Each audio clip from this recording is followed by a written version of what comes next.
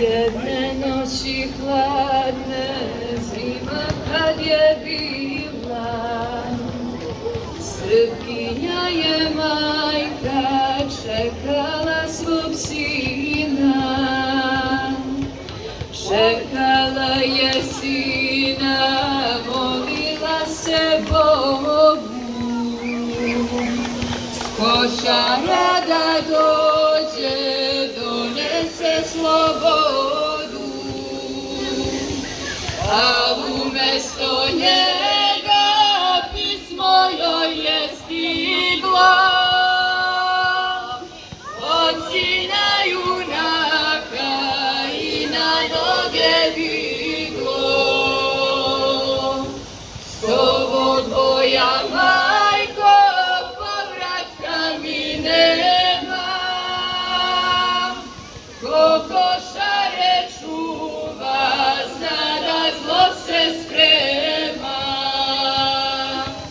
Ja ti, majko, živ se vratit kući neću,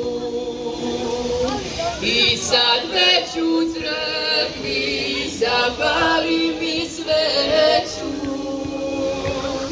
da Bog meni pokoj s junacima poda.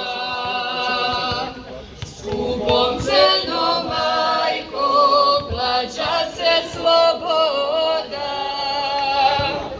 a sina mogu uči, ovo mu kaži, tvoje otac, sine, na nebeskoj straži.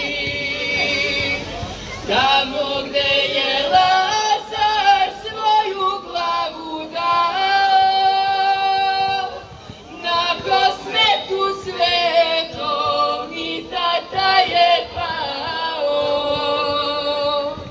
pa je sada čedo kraj Miloša stao, a Hristos mu odmah carstvo večno dao.